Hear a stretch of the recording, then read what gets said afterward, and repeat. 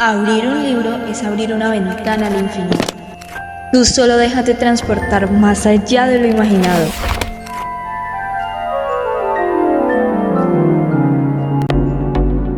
¿Alguna vez te has preguntado cómo desbloquear esos secretos más profundos del entendimiento? Hoy nos sumergiremos en las profundidades del misterio del arte de la comprensión. Bienvenidos a Sin Filtro. En este capítulo recibiremos a Óscar Eduardo Ortega García, docente de la Facultad de Humanidades y Artes. Con él vamos a explorar el fascinante tema de la comprensión en todas sus formas. Aprenderemos los diferentes niveles desde lo literal hasta lo inferencial y lo crítico. Él nos compartirá sus conocimientos y estrategias para mejorar nuestra capacidad de comprender textos y además exploraremos cómo la comprensión se vincula con la empatía y la comprensión cultural. Bienvenido, profe. Muchas gracias, Dayana, por invitarme a este espacio. Profe, primero me gustaría partir de algo básico y es que nos cuentes de pronto qué es la comprensión para ti. La comprensión es un proceso mental que involucra todos los órdenes del cerebro, no solamente la parte cognitiva, sino también la parte emocional y sentimental. Entonces, cuando uno comprende, está al mismo tiempo involucrando muchos otros órganos del cuerpo humano. La comprensión no se restringe a lo cognitivo. La comprensión abarca, digamos, a otros estamentos y a otros órganos del cuerpo. Qué definición tan interesante. Y bueno, ya con esto me gustaría que nos explicaras cómo podemos identificar de pronto el propósito o la perspectiva del autor cuando vamos a leer un texto. Es importante valorar frente a quien se está. Es decir, cuando uno intenta comprender a alguien, uno lo primero que tiene que hacer es reconocer que está frente a ese alguien. Esto, por ejemplo, sería complejo de entender si uno está leyendo una obra, un ensayo, un documento escrito y le dicen a uno comprenda al autor. Sí, pero yo no tengo frente a mí a ese autor. Allí, ¿cómo yo puedo balancear y determinar cuál es la idea de esa persona si no la tengo allí? Por eso uno tiene que dimensionar la comprensión desde, en principio, el reconocimiento. Es decir, el reconocimiento que yo tengo frente a la persona que está produciendo, en este caso, un documento escrito, audiovisual, solamente sonoro, imagen, etc. Ese sería un primer elemento. Un segundo elemento sería yo cómo o qué voy a hacer cuando yo sepa qué es lo que quiere decir esa persona. A veces nosotros estamos más pendientes de tener la razón frente al documento, frente a la idea que estamos tratando de encontrar, que comprenderla. Y viene la segunda parte, y es en la comprensión se involucran no solamente aspectos cognitivos, sino de otro orden. Y cuando yo, al parecer, ya tengo la idea, debo cuidarla.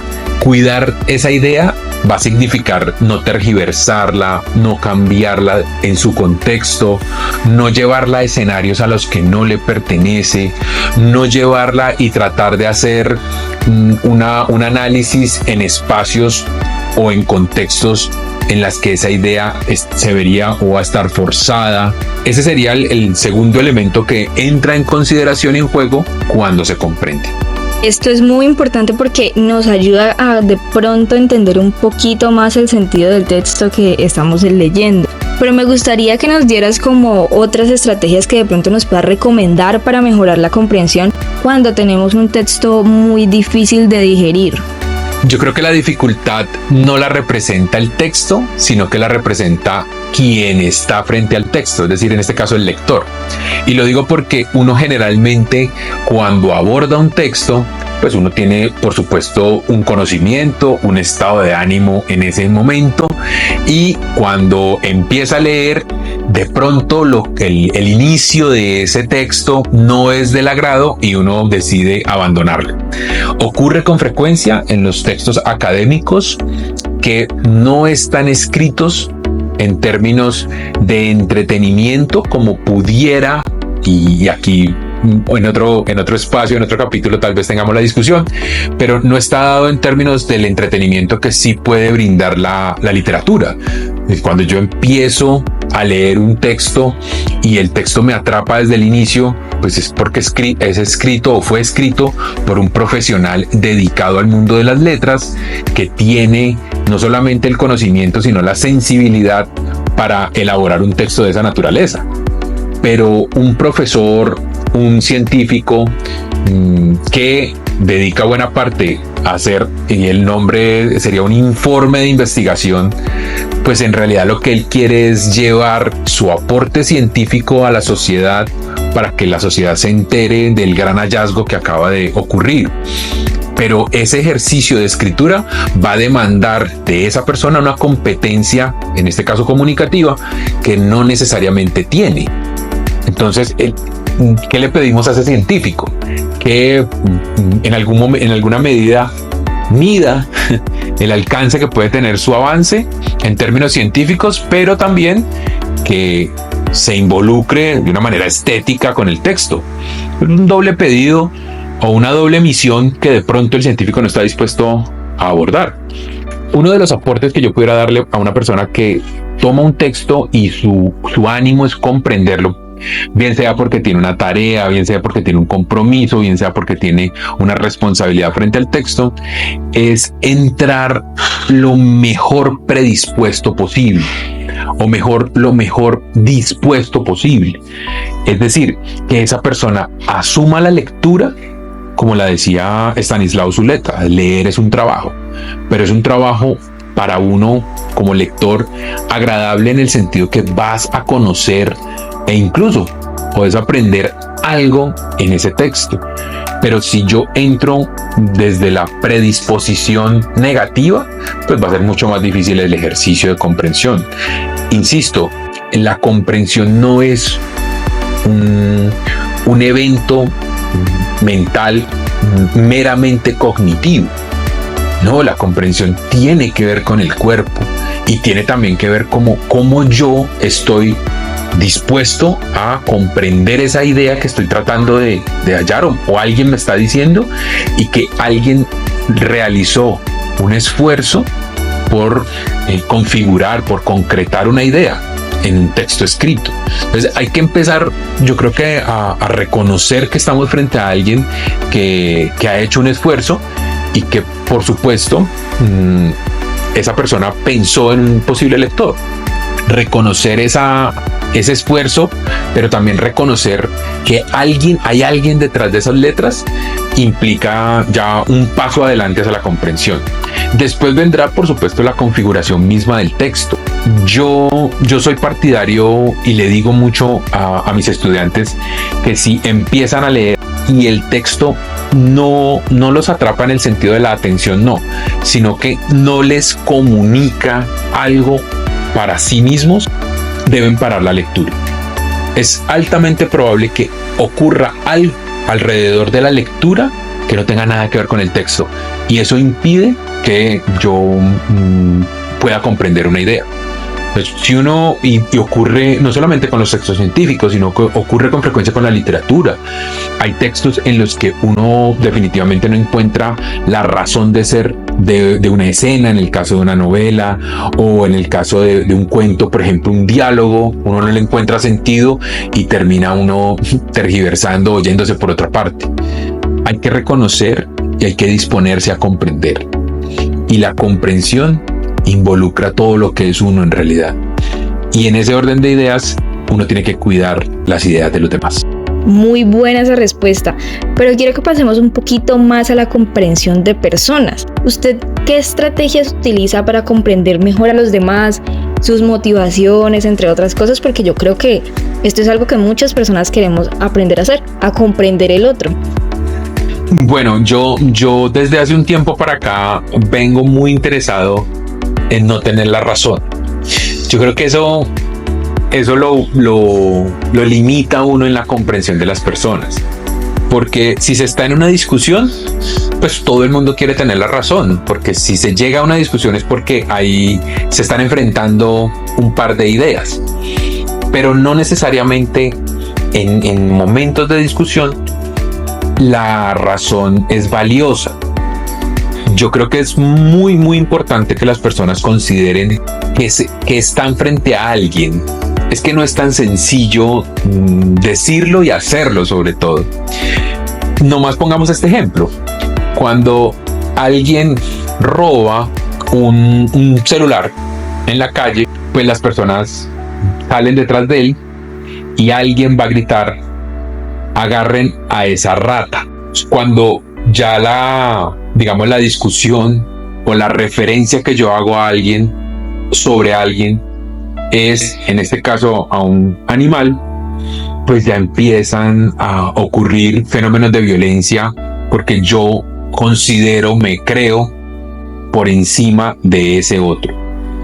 Ruanda vivió una de las guerras más fuertes en la década de los 90, finales de la década de los 90, y cuando uno de los líderes de los Hutu hablaba en la radio nacional, no es para convocar a otros de sus seguidores, se refería a: es el momento de ir tras las cucarachas, y se refería a sus compatriotas Tutsi, y esto sin duda pues uno se alarma fácilmente, pero va a ocurrir cuando alguien se siente por encima al grado de, por ejemplo, gritar, golpear, abusar, calumniar, etcétera, a otra persona.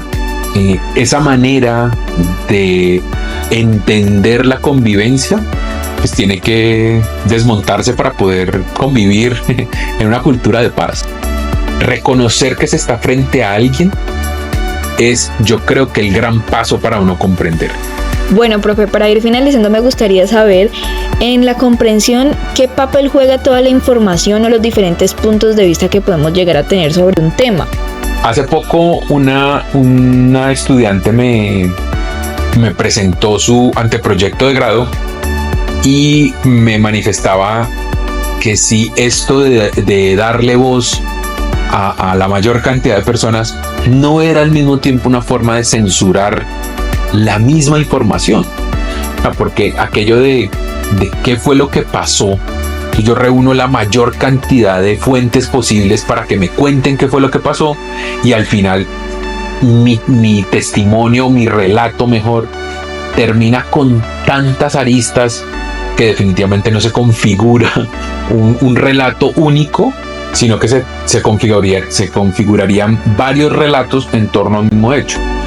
Y esto en alguna medida es positivo porque se tienen múltiples miradas, pero al mismo tiempo viene a convertirse en desazón para muchas personas, porque bueno, al fin de cuentas, ¿qué fue lo que pasó? Porque es que hay muchas versiones y uno no puede configurar múltiples versiones. Hay que tener, digamos, una capacidad más amplia para poder darle cabida a esas múltiples versiones. En ese sentido, la producción de información que nosotros estamos viviendo en estos momentos es tan alta y hay información de todo tipo, ¿no? Y yo lo que veo sobre todo en redes sociales es que la información como que tiende a la superficialidad cada vez más.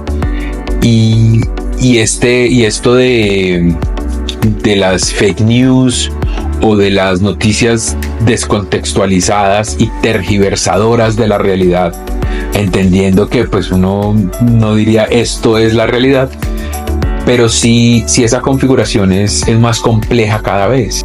Digamos que a los jóvenes y a los niños, los adultos les hacemos unas exigencias de comprensión que hoy son mucho más complejas de lo que eran en épocas de que cuando esos adultos eran niños o eran jóvenes, porque el acceso mismo a la información pues le brinda a uno una capacidad distinta, y como dije anteriormente, la configuración de un relato pues implica tener también la disposición para darse cuenta que la realidad no es lo que ocurre en el tiempo y en el espacio, sino es lo que cada quien es capaz de configurar con el lenguaje.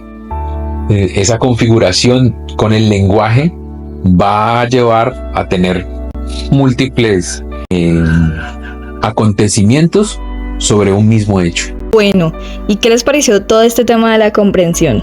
A mí me encantó, no sé ustedes. Pero yo creo que ahora se pueden sentir en toda la capacidad para descifrar lo que sea, ya sea un texto, las vibras raras de alguien o una situación que les esté sacando humo de las orejas. Profesor, muchísimas gracias por participar. Muchas gracias, Dayana. Un gusto tenerlo aquí y quiero que todos recuerden que nos pueden seguir en Instagram y en Facebook como Facultad HIA y en la radio USC. Si hay algún tema en particular que quieran escuchar, déjenlo en los comentarios y lo tendremos en cuenta para dedicarles un próximo capítulo. Nos vemos en la próxima edición de Sin Filtros.